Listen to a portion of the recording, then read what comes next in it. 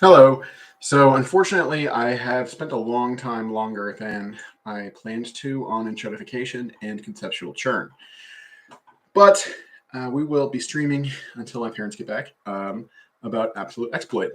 And also I dance to blow off some steam between versions. So my face might get a little sweaty again, but this time it's taken into account. All right, so let's talk about absolute exploit. This kind of video, or at least tutorial, because all the things that I do are basically game tutorials laying out the game functions of experimental unit. So yeah, some of this stuff you might not understand the significance of, but the kind of stuff that I'm talking about is implementable at a very high level. And I guess that's what we're going to be talking about now. But in order to do so, we're going to have to take a trip down memory lane. Been here longer till anyone in the game. But let's see here. So absolute exploit. We don't have a post about it yet, but we do have a draft. I started a couple drafts. I didn't look at the one for conceptual churn or enshodification, whatever it was that I made. Did I make all three? Absolute exploit, conceptual churn. So I didn't make one for enshodification yet. But so yeah. So the first thing to say is that the term exploit is coming from Thorstein Veblen, the theory of the leisure class. So I should be able to find a PDF of it here. This is probably the one that I'm working from here. So let's look for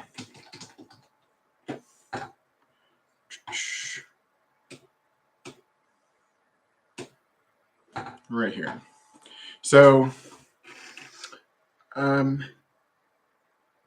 this is basically the crucial place. Veblen is drawing a distinction between what he calls exploit and industry. It's two different kinds of work or intervening into the world. So Veblen writes, under the guidance of this naive discrimination between the inert and the animate, the activities of the primitive social group tend to fall into two classes, which would in modern phrase be called exploit and industry. Industry is effort that goes to create a new thing with a new purpose given it by the fashioning hand of its maker out of passive, brute material, while exploit, so far as it results in an outcome useful to the agent, is the conversion to his own ends of energies previously directed to some other end by an other agent. We still speak of brute matter with something of the barbarian's realization of a profound significance in the term. So, first of all, really interesting here, a naive discrimination between the inert and the animate. Veblen probably is saying this for a lot of his own reasons or their own reasons that I'm not going to get into right now. But it's interesting. You could think about this in a panpsychist way of saying that, well, really everything is animate, right? Or, I mean, you could think about this in terms of, for example, agriculture versus hunting, or hunting and gathering, right? So gathering is in a way more like industry, and hunting is more like, is it over here? Probably not. But hunting is sort of like exploit but in a way you can see how they're actually very similar, because when you're hunting, right, especially if you're hunting something dangerous, like I guess even a deer or a moose, right, could be very dangerous. And so the thing is, right, the moose it has its own idea. It is living for itself. It's not living so that it can get hunted by you. So it's not going to go easily. So that's why exploit is basically the conversion to your own purposes, the effort that a moose has been putting in all this time to being a moose, right? And you can think about it very interestingly, thinking about all the lineages. Think about how many thousands and millions of mooses there are, and all the things that we descended from. Probably we share common ancestors with the moose too, right? Like long, long time ago, there was one thing that through its effort, right, reproduced, but it reproduced maybe multiple times, or anyway, something branched. And then all of a sudden, those two lineages are now eating each other and subsuming their purposes into each other. So hunting is sort of like exploit. And this is another crucial passage for me. The change of standards and points of view is gradual only, and it seldom results in the subversion or suppression of a standpoint once accepted. A distinction is still habitually made between industrial and non-industrial occupations, and this modern distinction is a transmuted form of the barbarian distinction between exploit and drudgery. Such employments as warfare, politics, public and public merrymaking are felt in the popular apprehension to differ intrinsically from the labor that has to do with elaborating the material means of life. The precise line of demarcation is not the same as it was in the early barbarian scheme, but the broad distinction has not fallen into disuse. So what's important to notice here is that the reason, an important thing to say is that exploit and industry are running into each other, right? So the distinction that Veblen is actually making between exploit and industry is a false distinction. But the term exploit, the reason why I use exploit is, again, from this passage, where it's the conversion to your own purposes of energies that were previously directed to some other purposes. So that's when I'm saying absolute exploit, I'm thinking about it in the sense that you are subsuming all other purposes into your own. So it's not just like going to war. It's not just like getting a bill passed or, like helping worship the deities or changing the deities, where's I going with that? It's really about bringing everything together and working with everything as though you are this sort of ultimate artist and everything exists in order to be part of your color palette. So as I said in the description, though, because this can seem very monomaniacal, right? You can also think about it in terms of like imperialism, right? You're building an empire. You want everything to be a resource for your empire. So where I want to further intervene is to talk about the highway of the consistent, which is from Edgar Allan Poe, Eureka. Let's see. Oh, no, we want the other one.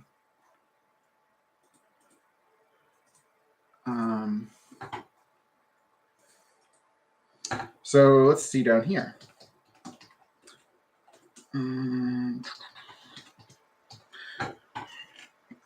So this takes a little bit of effort. It's the thing with Eureka is that this part of Edgar Allan Poe's piece of writing, it's not really a story, but this is about a letter that was found from the future.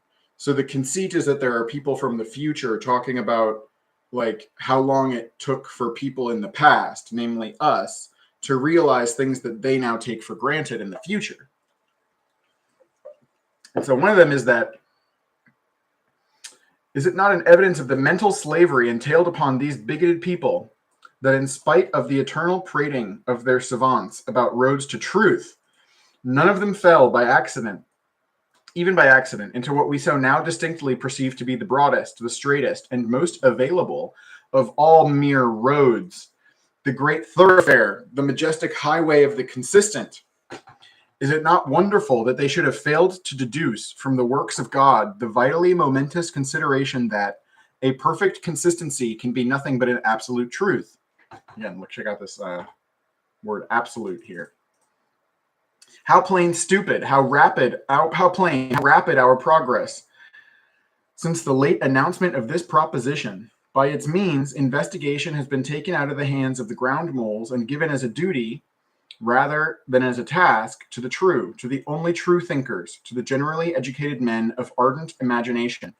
These latter, our Keplers, our Laplaces, speculate, theorize. These are the terms. Can you not fancy the shout of scorn with which they would be received by our progenitors, were it possible for them to be looking over my shoulders as I write?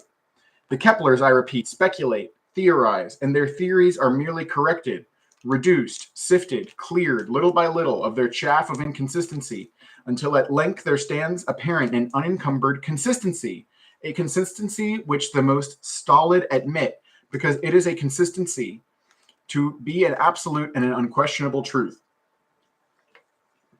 Anyway, the point of what I'm trying to say here is that there's a certain purpose or a way of telling a story. It's basically you're telling a story, and the thing is, like, everybody else's story is just part of your story.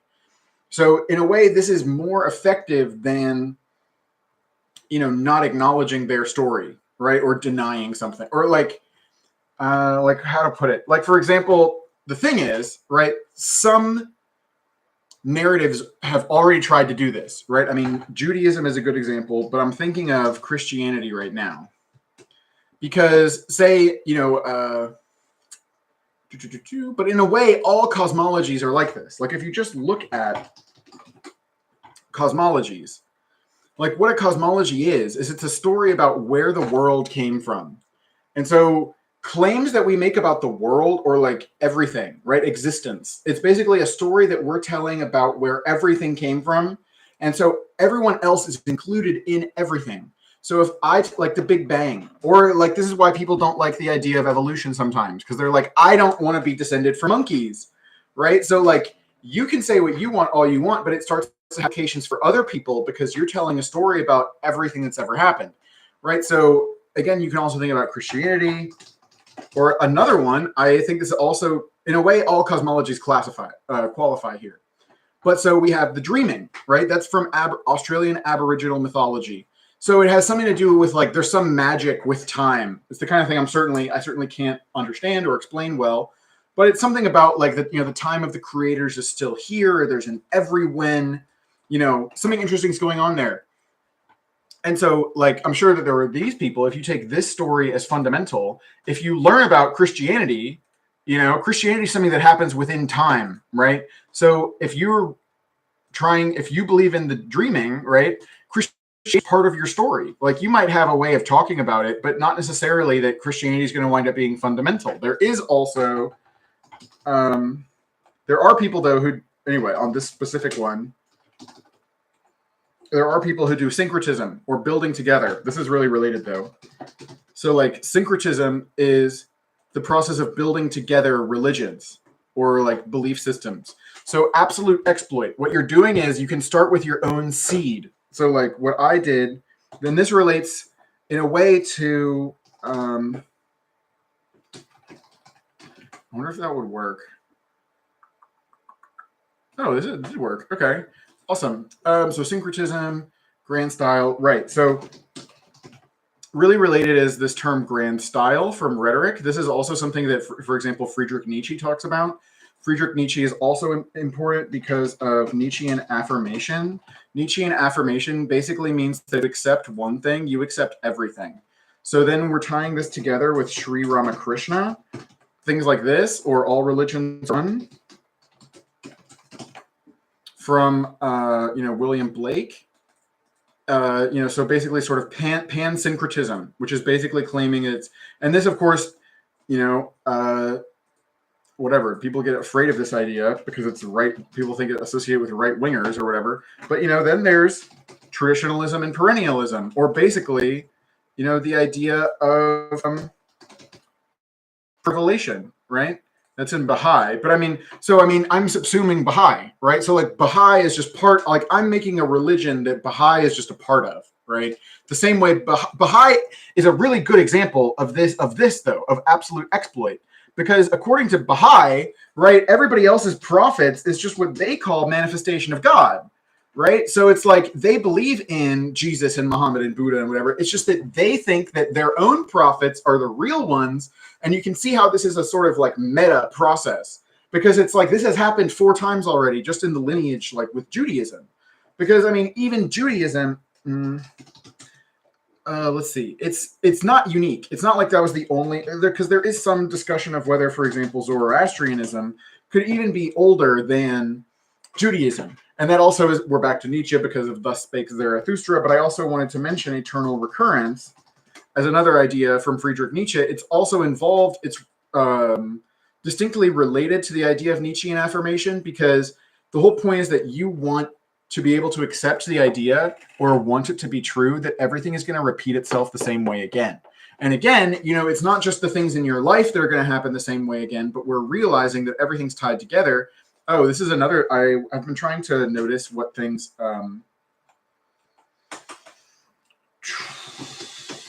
up a lot. This one comes up a lot. I can't type, but I hope it'll come up. Yeah.